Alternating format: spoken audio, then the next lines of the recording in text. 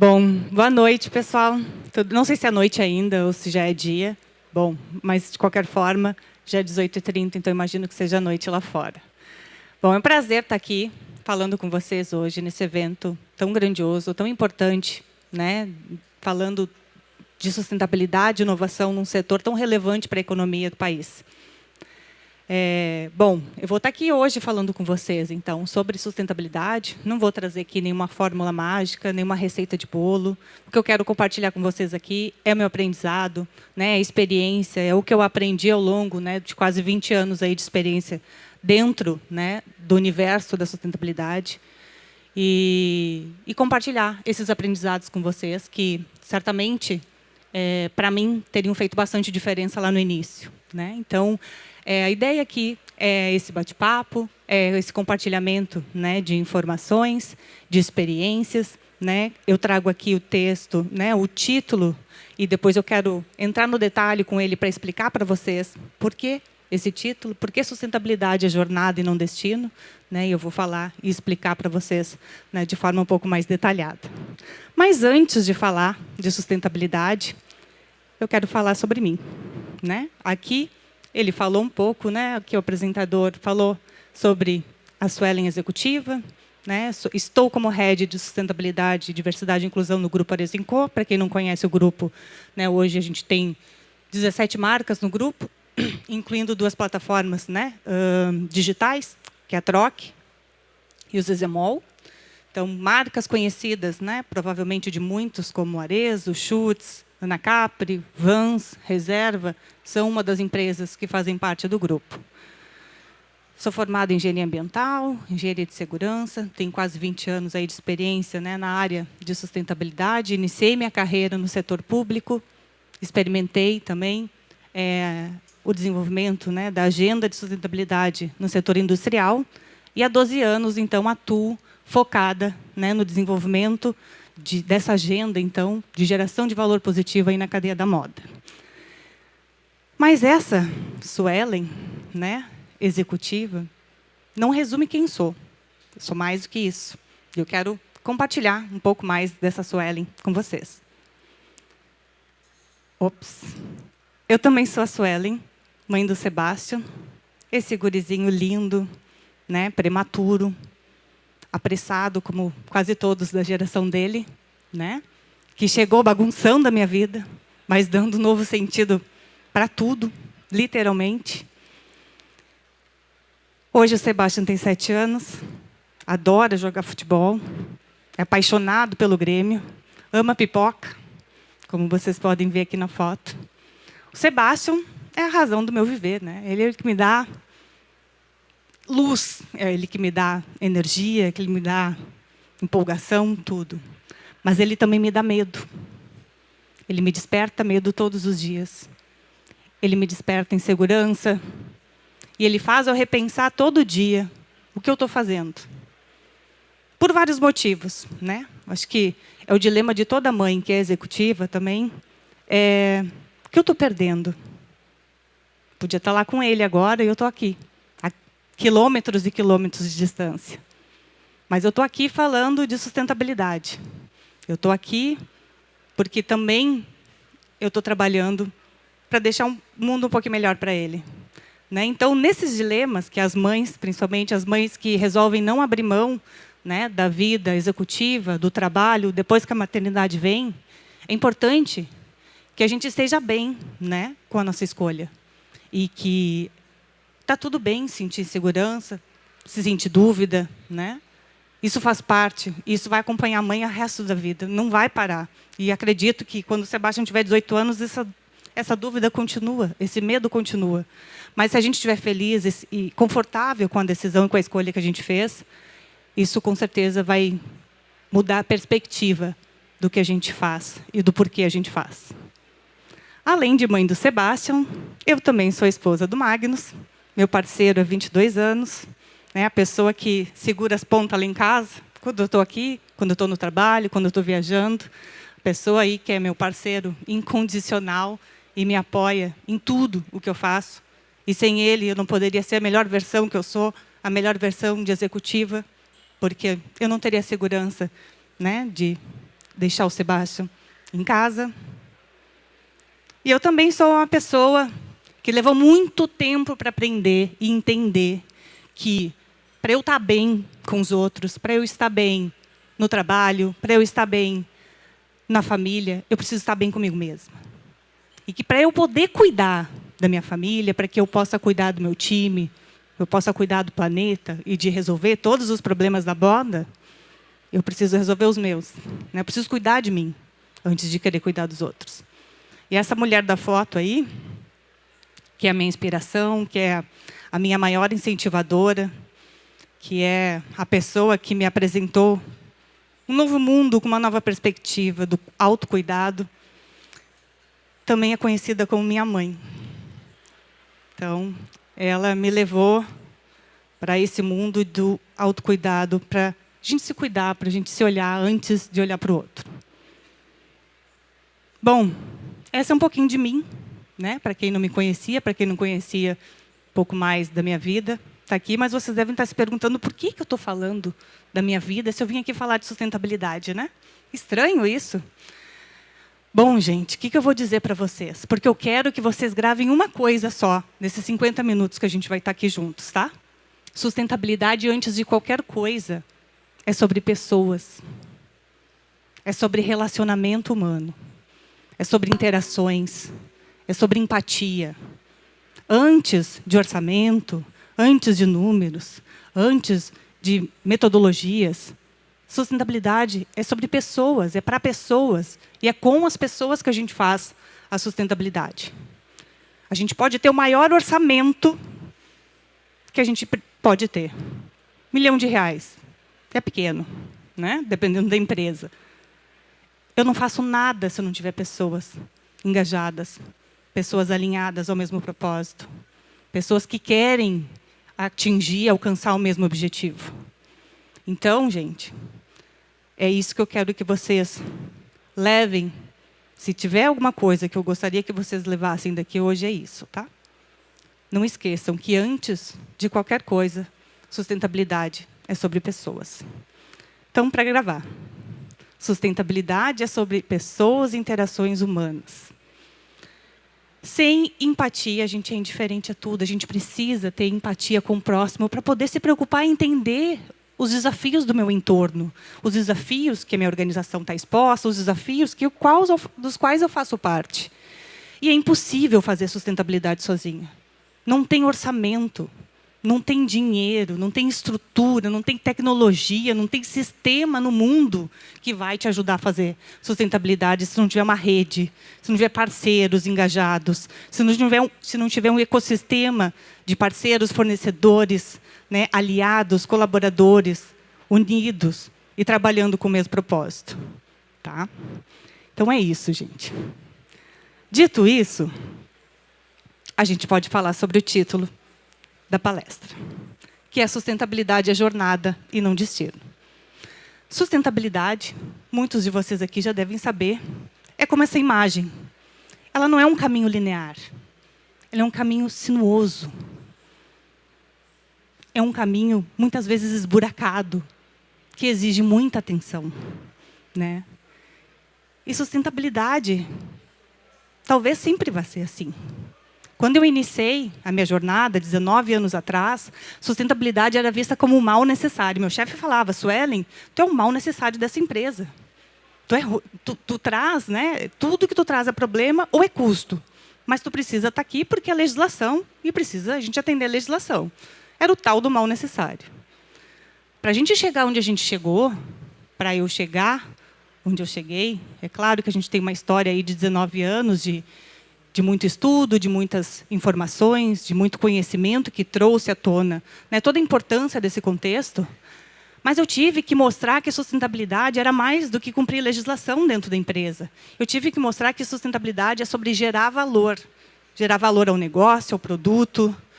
E como que a gente mostra isso?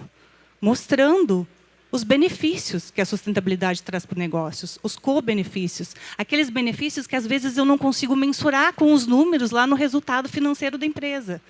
E é esses benefícios que a gente também tem que elucidar e trazer para as empresas.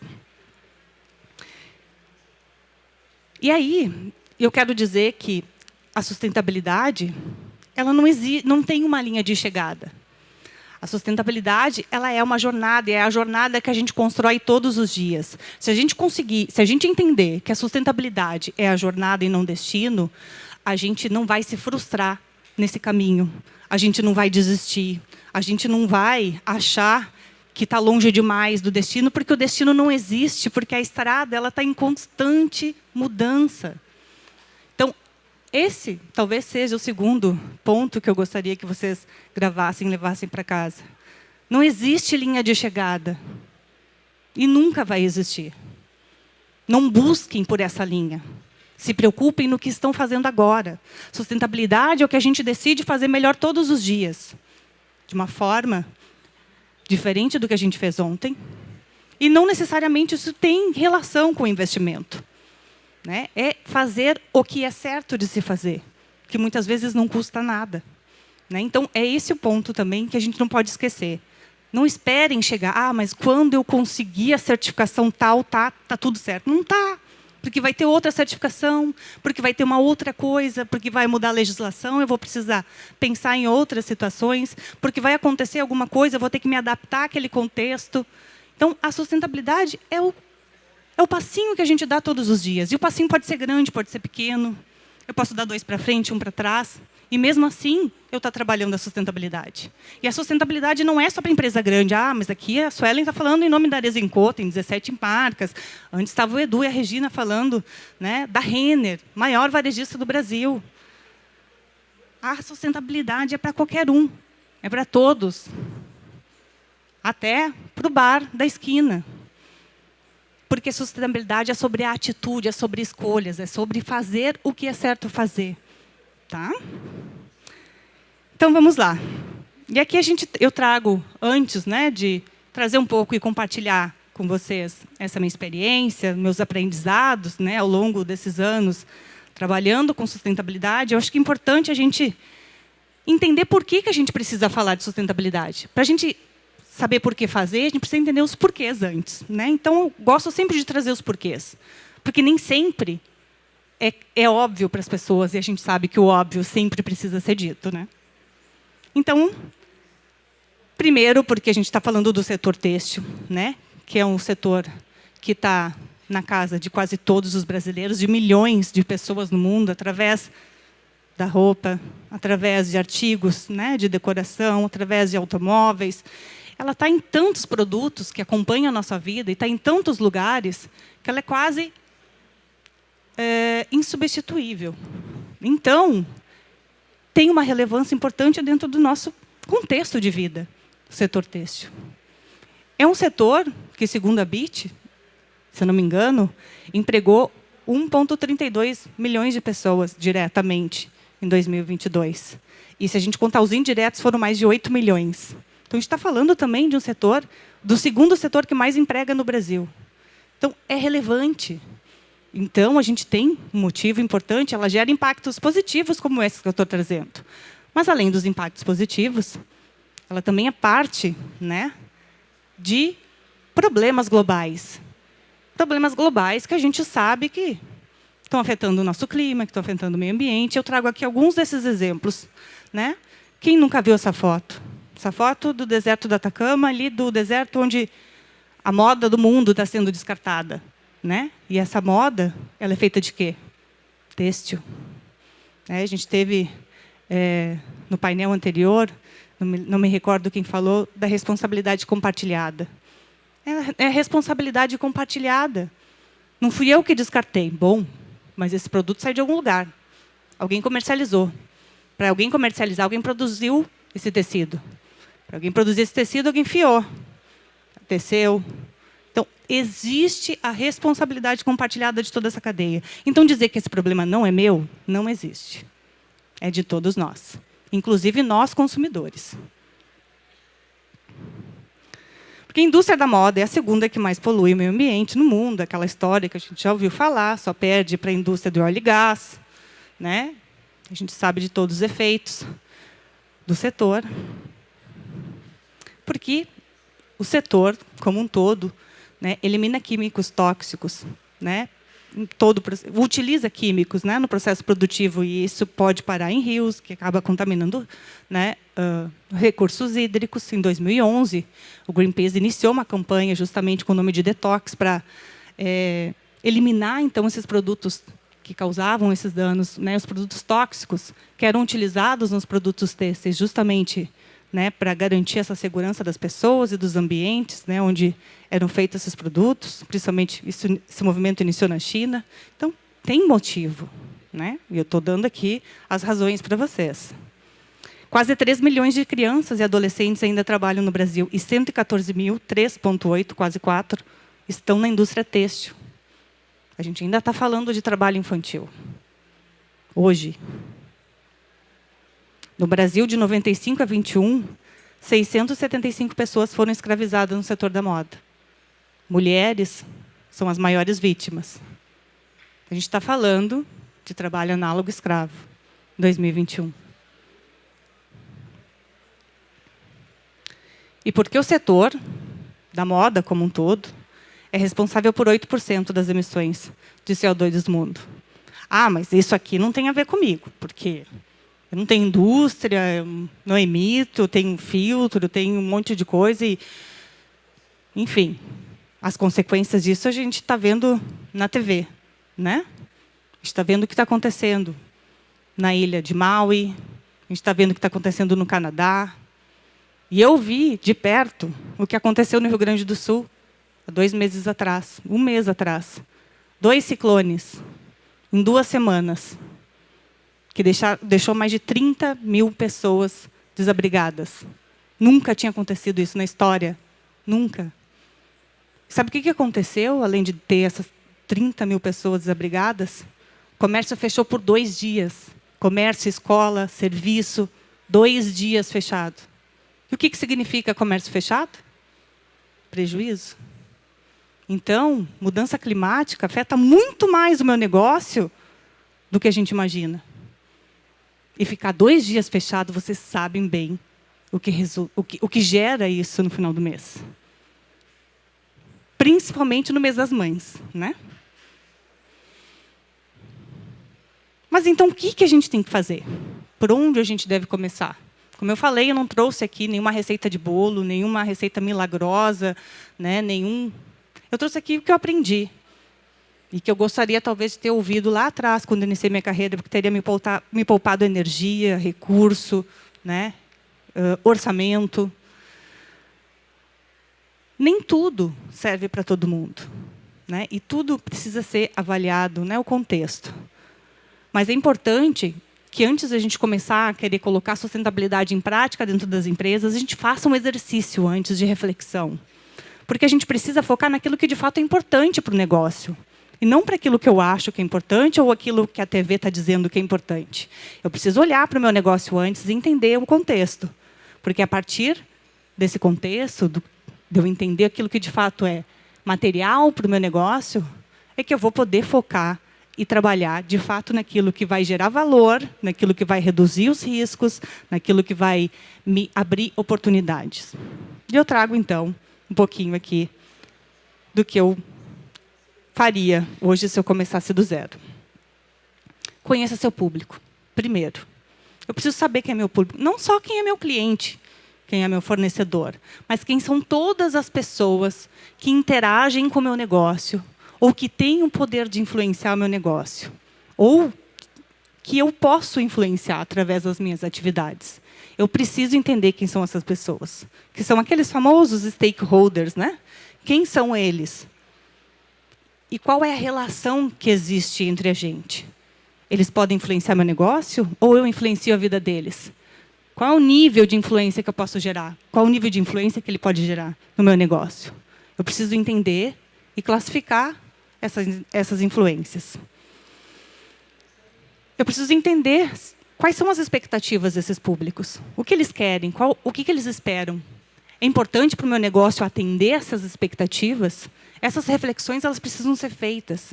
E para que a gente chegue às conclusões, a gente precisa ter uma escuta ativa, ouvir todos esses stakeholders, esses públicos com os quais eu estou mapeando ou que eu mapeei, né? Essa escuta ativa, ela vai me direcionar para onde vai ser o caminho mais adequado, vai ser o caminho que vai me dar esse melhor direcionamento das atividades depois. Depois, aqui eu trago um pouco, né, dos exemplos de quais são esses stakeholders, quais são, né, esses públicos com os quais eu interajo, ou que eu gero influência, ou que geram influência no meu negócio, que podem existir. Isso aqui são alguns exemplos, tá? Mas podem ter outros, não necessariamente só esses. E aí, depois, é a etapa de focar naquilo que é de fato importante. Mas como é que eu vou saber o que é importante para o meu negócio? Bom, primeiro passo, uma dica importante que pode ser dado: quem é o benchmark do teu setor? Quem é aquele cara que faz melhor, topzera das galáxias lá, o cara que é referência? Pode não estar no Brasil, pode estar em outro lugar, mas ele é referência no setor. Olha o que o cara está fazendo. Olha o que ele está fazendo de bom relacionado à sustentabilidade. Aprende com ele. Nossos concorrentes, eles podem nos ensinar muito, ensinam, né? Então, olhar porque a minha concorrência está fazendo, a minha concorrência que é referência, já é um meio caminho andado. Olha o que ele está trabalhando de sustentabilidade. Depois que tu vê isso, olha os índices, os protocolos setoriais.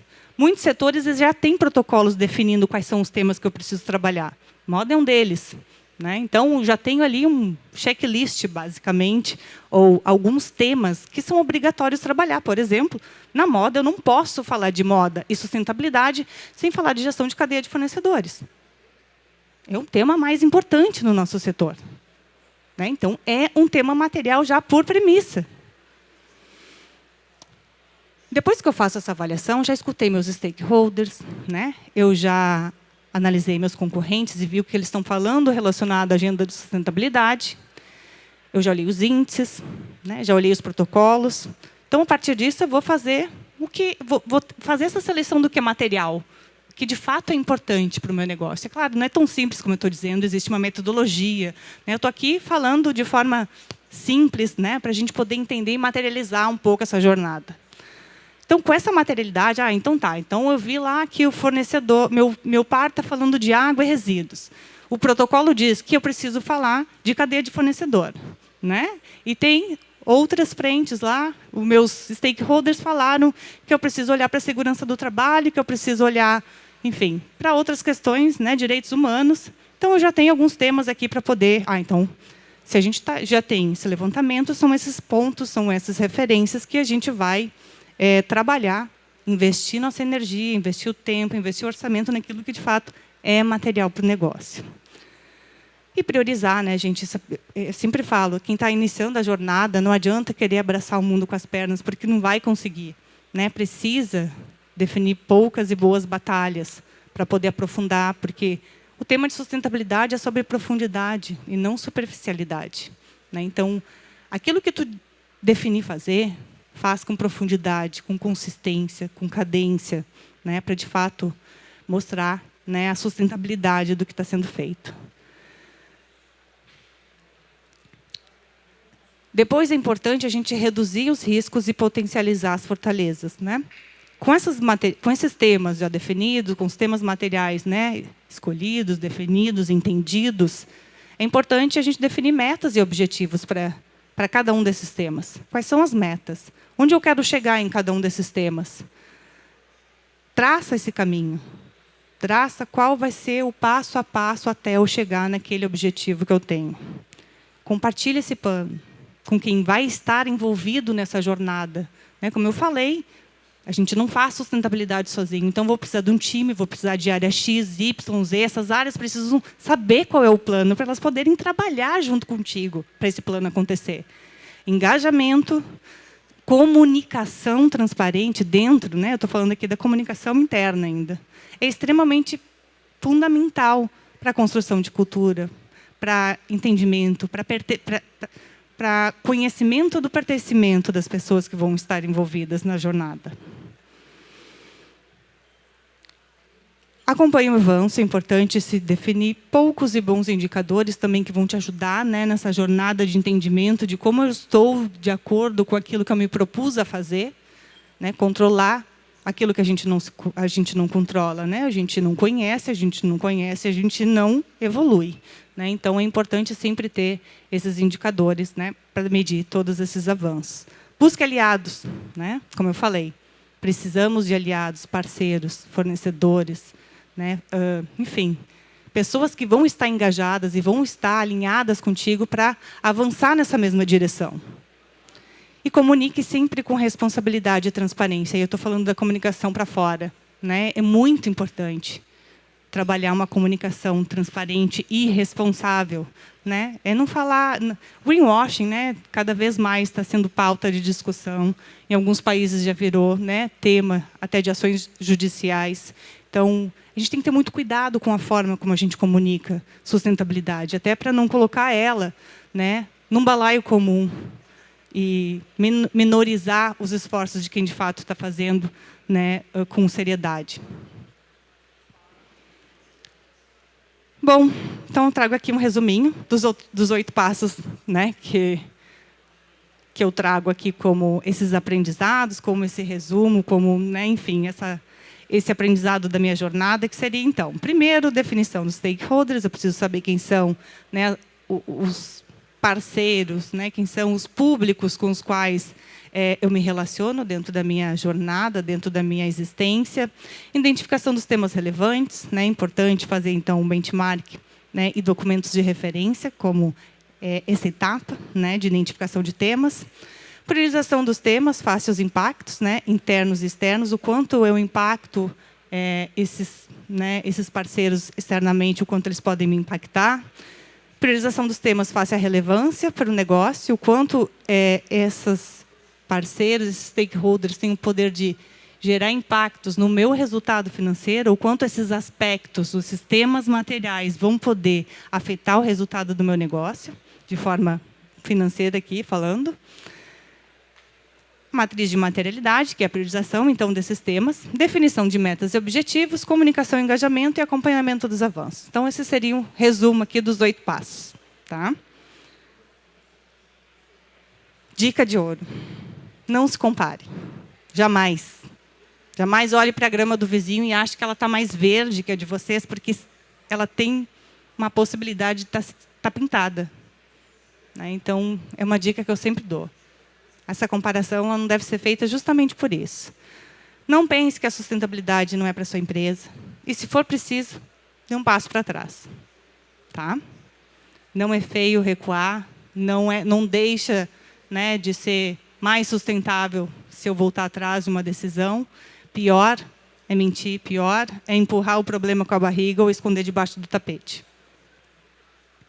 E aí, eu trago um pouquinho, né, da jornada da Arezinco, que talvez materializa esses passo a passo aqui que eu passei para vocês, né, de como a gente colocou isso na prática. Então, né, esses são os temas materiais do nosso grupo. Né, a gente fez uma revisão, né, no ano passado.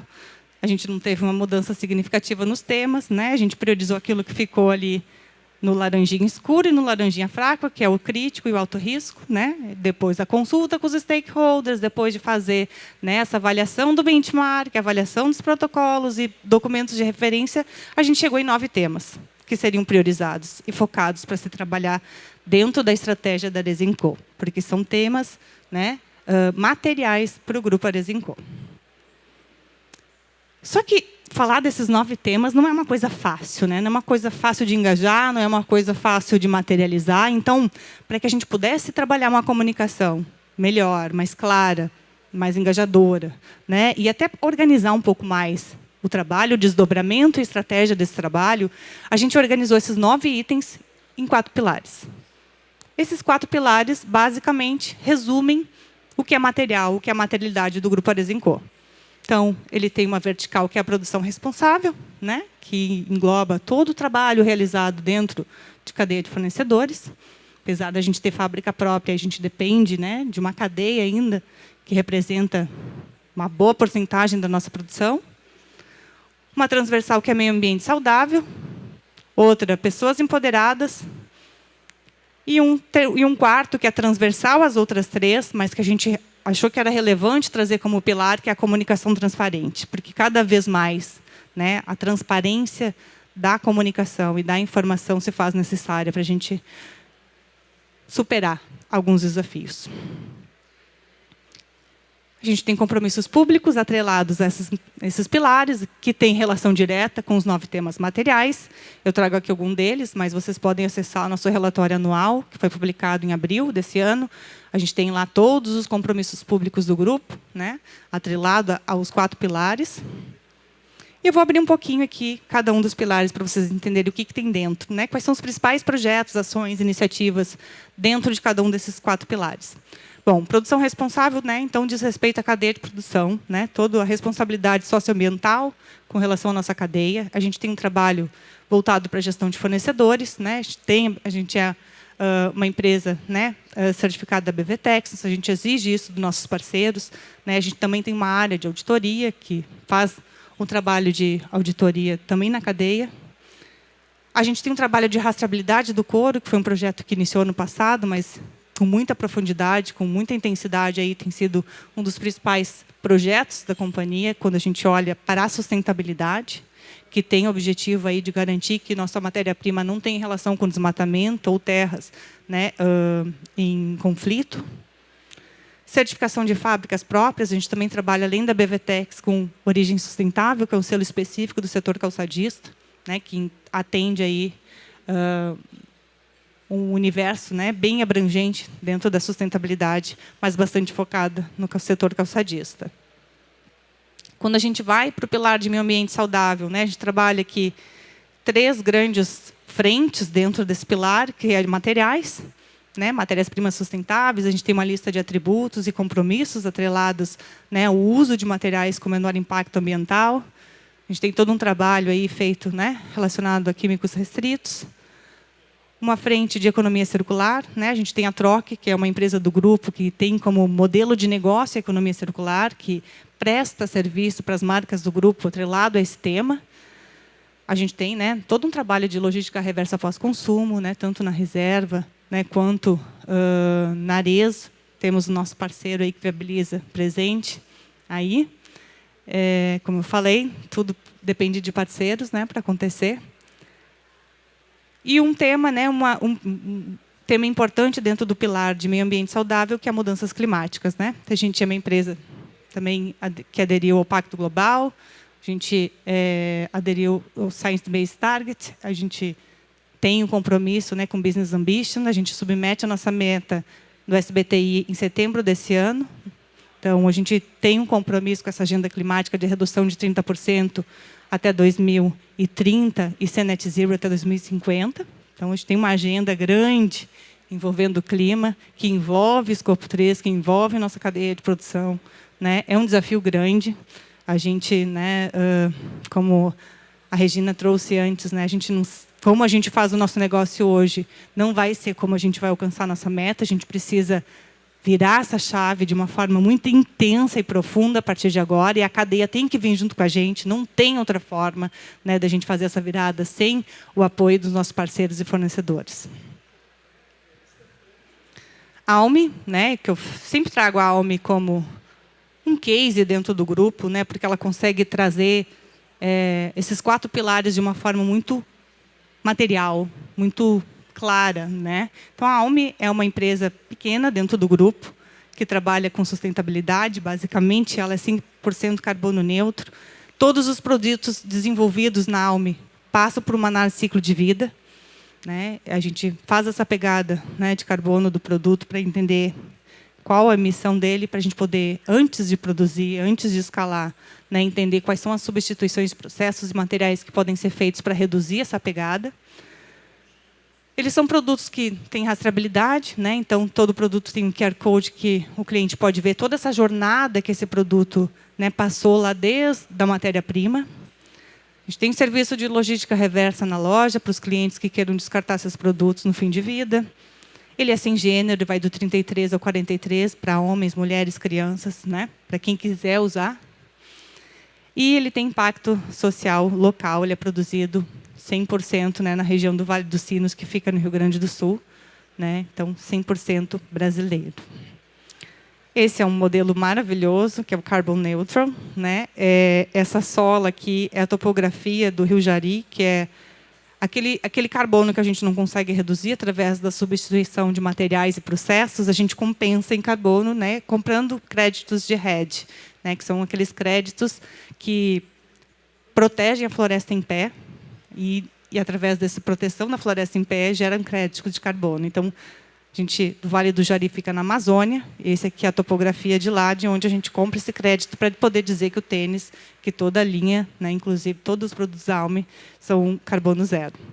Alguns atributos desse produto, né, algodão reciclado, PET reciclado, EVA de cana-de-açúcar, borracha reciclada, adesivos e tintas à base d'água, são alguns dos materiais que a gente utiliza nos produtos, né, da Alme. E aí eu entro um pouquinho no pilar de pessoas empoderadas, né, que tem duas grandes transversais, que é diversidade e inclusão e responsabilidade social. Né? Dentro do universo da diversidade e inclusão, a gente tem uma nova estratégia. Uma nova não, a gente tem outra estratégia. Né? A gente tem uma estratégia de sustentabilidade, mas dentro de sustentabilidade a gente fala de diversidade e inclusão, que tem uma estratégia própria, né? Com metas, objetivos, né, com princípios, diretrizes. Então, ela é uma agenda bastante intensa, bastante trabalhada dentro do grupo. Né? A gente é um grupo de moda, né? Moda e varejo, que se relaciona com milhares de pessoas todos os dias, né? Pessoas diversas. A gente tem um papel importante, né, como empresa de moda, aí, de mudar um pouco, né, tudo que a moda fez ao longo de muitos anos, né, na definição de padrões, de colocar as pessoas em caixinhas. Né? Existe uma responsabilidade muito grande, né, do setor como um todo em desconstruir alguns estereótipos construídos, né, de beleza e padrões. Além disso, tem todo o trabalho de diversidade e inclusão dentro da própria empresa, né, que envolve representatividade, que envolve ações afirmativas, né, e uma série de outras coisas. Responsabilidade social, tem uma das grandes ações do grupo é um P5P, que é uma iniciativa da Reserva, né, que foi iniciada em 2016 e até hoje já complementou aí mais de 96 milhões de pratos de comida. Né? Então, acho que é uma iniciativa que bastante pessoas conhecem, principalmente os usuários, né, dos produtos da Reserva. Dentro do pilar de comunicação transparente, então, a gente trabalha aquelas coisas básicas. Né? A gente tem uma estrutura de governança muito sólida, muito forte, um diferencial muito grande, eu acho, para que toda essa estratégia funcione e para que avance, para que a gente consiga consistência e profundidade nas ações. Eu acho que a governança ela é um pilar importantíssimo. Na nossa governança, hoje, a gente conta com um comitê de sustentabilidade, que é atrelada ao Conselho de Administração, que é, inclusive, coordenada pelo presidente do Conselho. Tem 4 membros, né, independentes, que também são conselheiros, e alguns executivos da companhia. É um grupo que se reúne, né, a cada 2 meses para discutir questões estratégicas, também operacionais, dependendo da questão. Então, realmente, é um comitê que ajuda a alavancar e dá muita força institucional para a área. Né? A gente tem uma área dedicada, corporativa, né, centralizada, na área Zinco, de sustentabilidade, com time próprio, orçamento, aquela coisa toda, né, e que define, então, as diretrizes e a estratégia, né, de sustentabilidade para o negócio. A gente tem toda a parte de comunicação, né, reportes. Né? A gente é uma empresa de capital aberto, então a gente tem uma agenda intensa de reporte aí ao longo do ano. Né? Então, é um ponto bem importante, bem sensível, né, do nosso setor. E os índices de mercado. Né? A gente faz parte do ISE, da B3, Dow Jones, MSCI, Índice de Transparência da Moda e outras coisas, outros índices também que eu não cito aqui. E nós somos uma empresa B. Né? O ano passado, nós fomos certificados como uma empresa B. Né? Foi um processo longo, profundo, transformador, mas a gente conseguiu a certificação. Então, além de tudo isso, né, acho que é uma certificação que consolida as nossas práticas, né, e que valida que o caminho percorrido até aqui, né, fez sentido. E aí, trago aqui reconhecimentos, né, e compromissos. De novo, Sistema B, né, nós estamos no ISE, nós, né, aderimos ao Pacto Global e Pacto de Promoção da Equidade Racial também. Né, um dos compromissos que a gente tem dentro da organização, olhando institucionalmente. E aí, por fim, gente, eu acho que agora o próximo é o vídeo. Eu queria passar um videozinho bem rapidinho para vocês, que consolida um pouco de tudo que eu trouxe aqui, do ponto de vista, né, da estratégia da Arezinco. E depois eu abro para a gente poder fazer um bate-papo aí, se vocês tiverem alguma pergunta. Como fazer a moda ser mais sustentável? Como dar novos passos no mundo sem deixar um impacto negativo no planeta? Aqui na Arezinco, a gente se faz essas perguntas todos os dias. E a resposta é mais do que palavras. A resposta é ação. A gente age com determinação. Todo o ciclo de vida de nossos produtos importa, desde a escolha por matérias-primas responsáveis até entender para onde aquele produto vai após seu descarte, incentivando sempre a economia circular. Nossa meta é reduzir e neutralizar emissões de gases de efeito estufa, além de trabalhar para diminuir nossa geração de resíduos e destiná-los corretamente. Como gerar valor para a sociedade? A gente acredita que é a partir do desenvolvimento de uma cadeia ética responsável, segura e sustentável. Tudo começa com transparência. Nos comprometemos com uma cadeia de produção rastreada e certificada em aspectos socioambientais. E é por isso que somos reconhecidos por práticas de sustentabilidade. Nossas marcas são feitas de pessoas, por pessoas e para pessoas.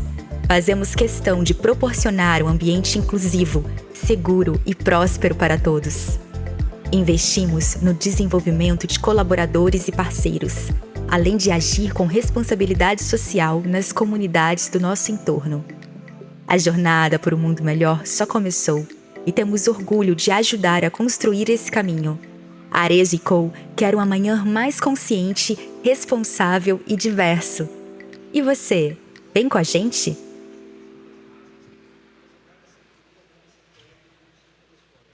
Bom, gente, o que eu tinha para hoje era isso. Agradeço aí a todos que ficaram até o fim. Fico à disposição para quem tiver dúvida, quiser fazer alguma pergunta. Estou aqui, o tempo é de vocês.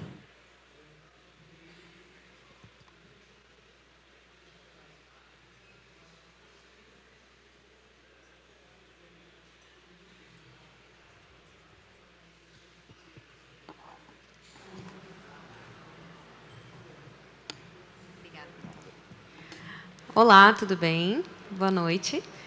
Eu sou a Raquel, eu represento a Cocircular, né, com a certificação Lixo Zero.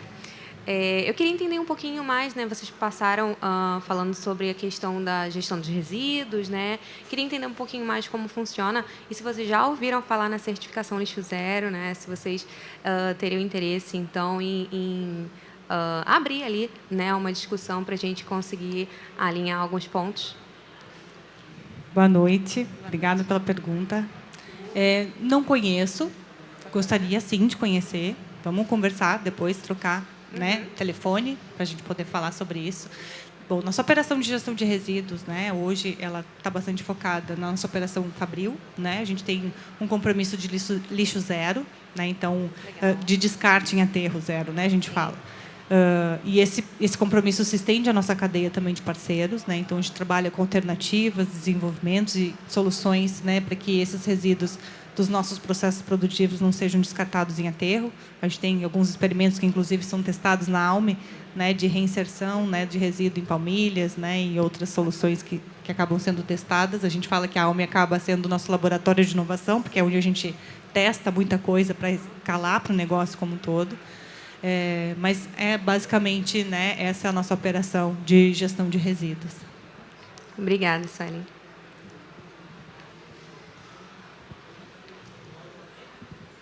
Obrigado, parabéns pela sua fala.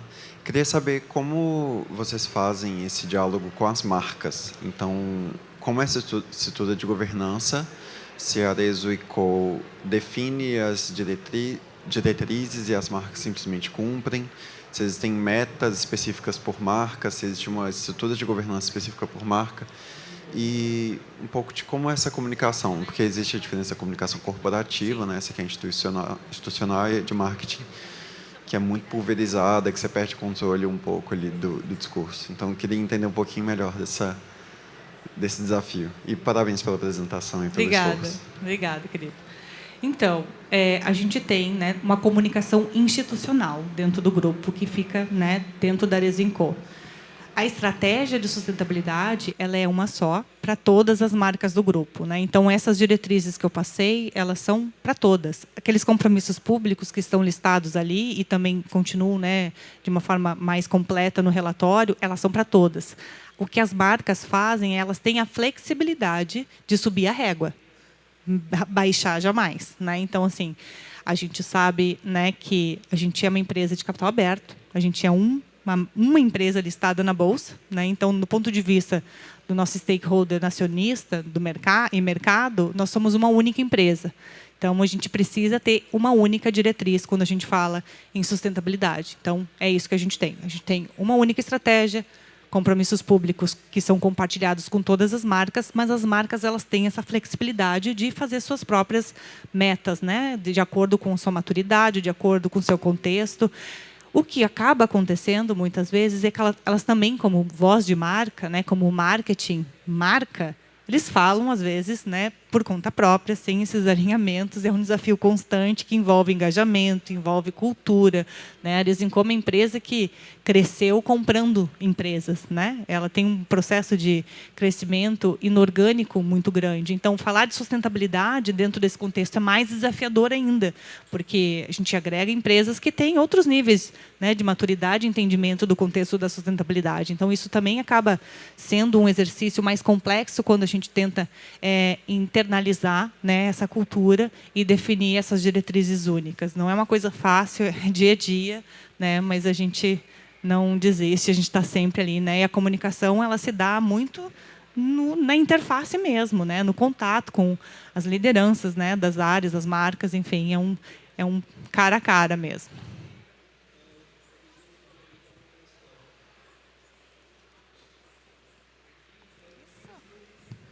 Aqui.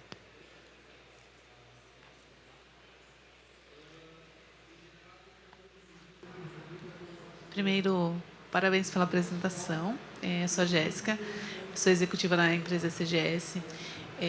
Então, gostaria de saber também se existe a parte de sustentabilidade ali no âmbito de resíduos de efluentes. A gente vê uma alta aí de resíduos também ali no descarte, no processo têxtil, né, que existe.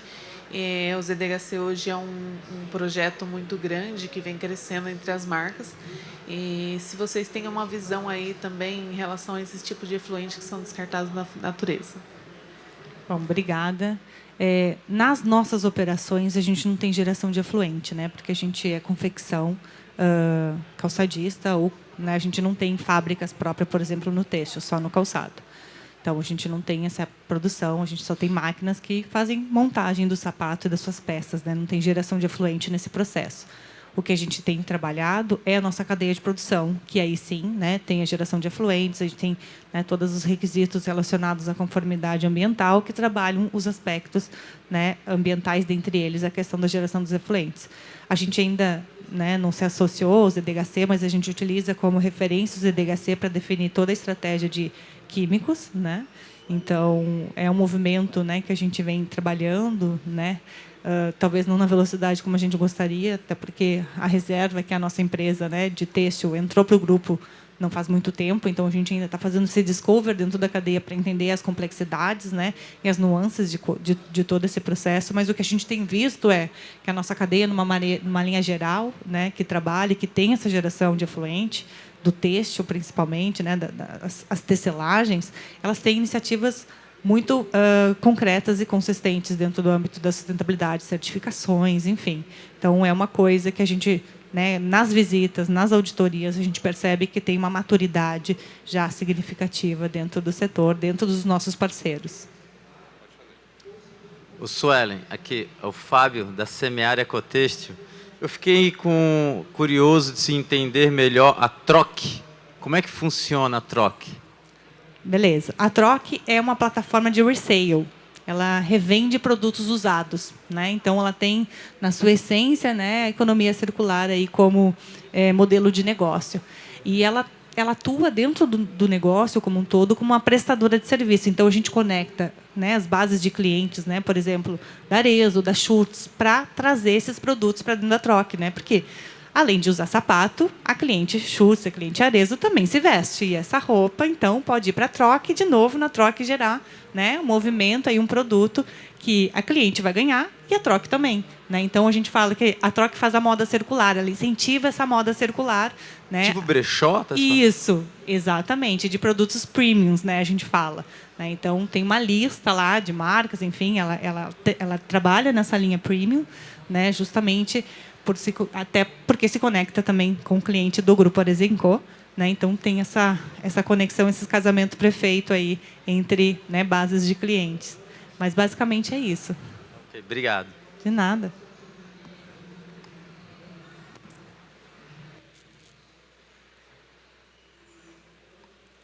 Isso, gente. Acho que também já esgotamos, ó, na hora.